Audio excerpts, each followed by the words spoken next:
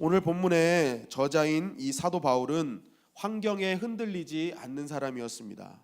그는 수많은 죽을 고비를 넘겼고 또 수차례 무수한 비난과 또 누명, 참소를 당했던 사람입니다. 그런데 이런 억울함 가운데서도 그는 절대로 흔들리지 않고 선명한 신앙의 선을 유지한 사람이었습니다. 여러분 한번 따라 하시겠습니다. 은혜를 받는 것도 중요하지만 받은 은혜를 지키는 것은 더욱 중요하다. 여러분, 우리가 은혜를 받는 것도 중요하지만 받은 은혜를 지키는 것은 사실 더욱더 중요하다는 사실이죠. 여러분, 그렇게 볼 때 사도 바울은 정말 대단한 신앙의 본이 되는 사람인 것입니다. 왜냐하면 한 번 받은 은혜를 죽을 때까지 지켰기 때문에 그렇습니다. 이 은혜 받은 것을 죽을 때까지 지키는 사람 많지 않거든요. 그런데 사도 바울은 한 번 받은 은혜를 죽을 때까지 지켰던 사람입니다. 여러분, 이 사도 바울의 신앙이 나의 신앙이 되시기를 간절히 바랍니다. 그렇다면 우리는 사도 바울이 어떻게 죽을 때까지 이 신앙의 선을 유지할 수 있었는지를 알아야 합니다. 그래야 우리도 그 신앙이 나의 신앙이 될 수 있기 때문이죠. 저는 오늘 본문 말씀을 묵상하면서 그것을 발견했습니다. 오늘 1절 말씀에 보면 만일 땅에 있는 우리의 장막이 무너지면 하나님께서 지으신 집 곧 손으로 지은 것이 아니요 하늘에 있는 영원한 집이 우리에게 있는 줄 아느니라. 오늘 사도 바울이 1절을 딱 말하면서 내가 넘어지지 않는 신앙의 비결은 다른 것이 아니라 내가 넘어지지 않고 선명한 신앙의 기준을 가진 이유는 나는 이 땅에 무너질 장막을 보는 인생이 아니라는 것이죠. 나는 이 땅에 무너질 장막을 보는 것이 아니라 영원히 무너지지 않을 하늘 장막을 보는 인생이다라고 이야기를 하고 있는 것입니다. 즉 내가 영원히 계속적인 신앙의 선명한 신앙의 기준을 가진 것은 천국을 보는 눈이 있었기 때문임을 우리에게 알려주고 있는 것입니다. 여러분, 제자들도 마찬가지죠. 복음서의 제자들과 사도행전의 제자는 분명히 다릅니다. 복음서의 제자들은 자기의 목숨을 지키기 위해 복음을 떠났던 사람들 아닙니까? 근데 사도행전 제자들은 복음 때문에 목숨을 버리러 오는 자들이에요. 그러니까 이 복음서의 제자와 사도행전의 제자는 완전히 다른데 어떻게 이렇게 다를 수 있냐는 거예요.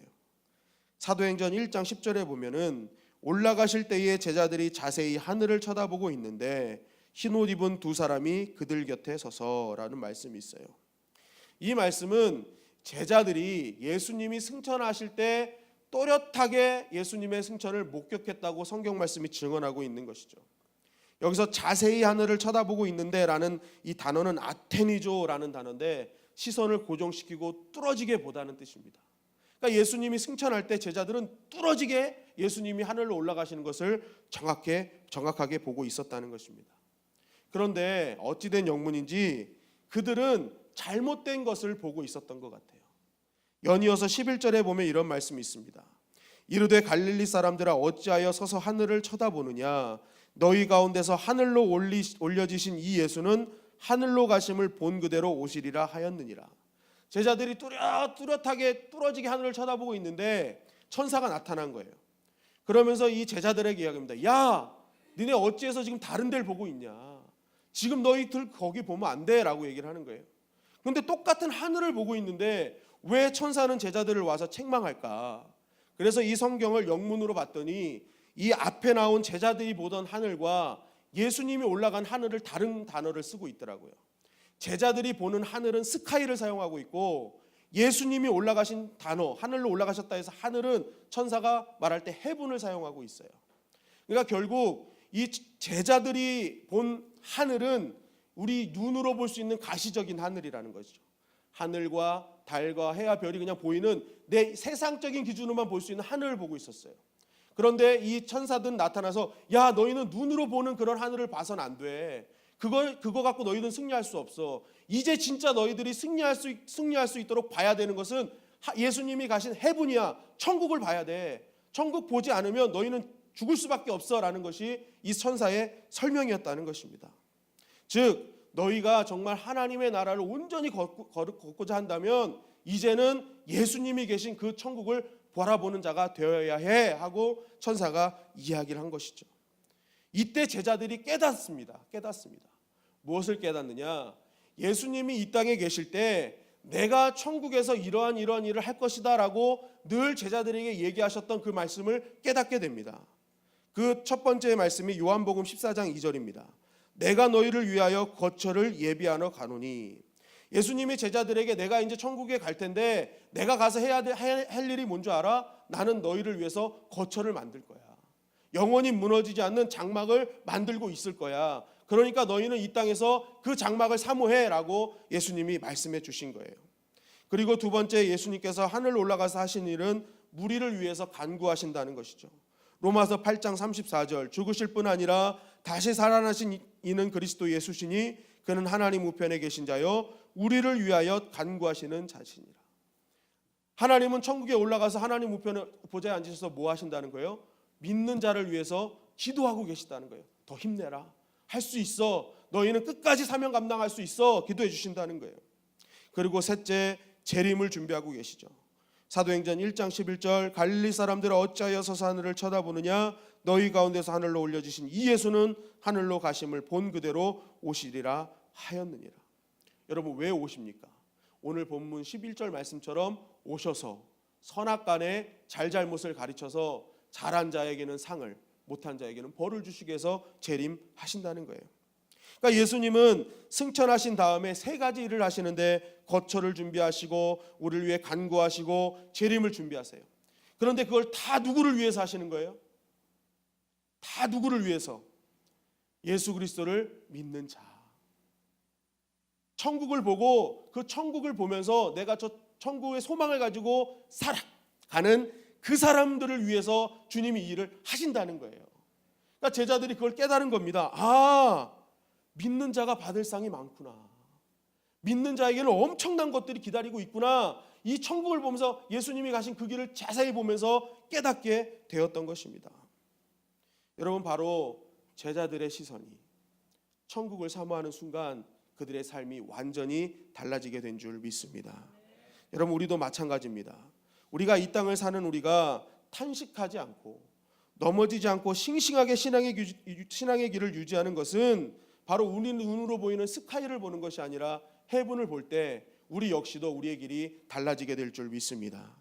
이 땅에 무너질 장막이 아닌 영원히 무너지지 않는 장막이 있는 그 천국을 바라볼 때 우리가 이 땅에서 모든 것을 이기며 나아갈 수 있는 거예요. 그리고 이 땅에서는 전천후 신앙인이 될 수 있는 것이죠. 그래서 사도 바울은 빌립보서 4장 11절을 통해서 이렇게 고백한 것입니다. 내가 궁핍함으로 말하는 것이 아니니라 어떠한 형편에든지 나는 자족하기를 배웠노니 나는 비천에 처할 줄도 알고 풍부에 처할 줄도 알아. 모든 일 곧 배부름과 배고픔과 풍부와 궁핍에 처할 줄 아는 일체의 비결을 배웠노라. 내게 능력 주시는 자 안에서 내가 모든 것을 할 수 있느니라. 나에게는 모든 것이 괜찮다는 거예요. 왜요? 나는 이 땅의 끝이 아니기 때문에. 나는 이 땅의 끝이 아니라 천국을 믿는 자이기 때문에, 천국에서 주님이 나를 위해 하시는 일을 나는 알기 때문에 이 땅에 어떤 일이 있어도 나는 끝까지 간다는 거예요. 어떤 것이 있어도 흔들리지 않는다는 이러한 믿음의 고백을 하게 된 것입니다. 여러분, 이 고백이 우리의 고백이 되기를 간절히 바랍니다. 그런데요, 참 이것을 우리가 알지만 이 땅을 현재를 살아가는 우리가 시선을 바꾼다는 것은 결코 쉬운 일이 아니라는 거예요. 그냥 이 땅을 사니까 눈에 내 앞에 보이는 게 가시적인 것들밖에 보이지 않는데, 내 상황밖에 보이질 않는데 어떻게 내가 억지로 이렇게 시선을 바꾼다는 것은 결코 쉬운 일이 아니라는 거예요. 그래서 오늘 바울은 그 시선을 바꿀 수 있는 방법에 대해서도 제시하고 있는 것이죠. 5절 말씀 보시겠습니다. 곧 이것을 우리에게 이루게 하시고 보증으로 성령을 우리에게 주신 이는 하나님이시니라. 하나님이 이것을 이루어 주시는데 그 보증으로 뭘 해주신다는 거예요? 성령을 주신다는 거예요. 그러니까 결국 이 말씀은 무엇이냐? 우리가 성령 충만함이 있을 때 우리는 천국을 볼 수 있는 눈을 가질 수 있다는 거예요. 왜냐하면 그때 우리의 영이 열리기 때문에, 우리의 믿음의 시선이 열리기 때문에 결국 너희가 진짜 천국을 보는 하나님의 백성이 되기 위해선 너희는 뭐 해야 된다? 성령 충만해야 된다는 것입니다. 여러분, 우리도 성령 충만하면 진짜를 보게 될 줄 믿습니다. 닫혀진 믿음의 눈이 열리는 거예요. 결국 우리가 천국, 하나님께서 예비해 두신 영원히 무너지지 않는 장막을 보는 힘은 나에게 있는 것이 아니라는 것이죠. 누가 보여주셔야 되는 거예요? 하나님이 보여주셔야 되는 거예요. 하나님이 나에게 성령 충만을 주시면 우리는 하늘을 보는 눈이 열리게 될 줄 믿습니다. 우리가 성령 충만을 받으면 이전에 보이지 않던 하나님의 나라가 보이는 거예요. 이전에 보이지 않던 하늘 상급이 보이는 것입니다.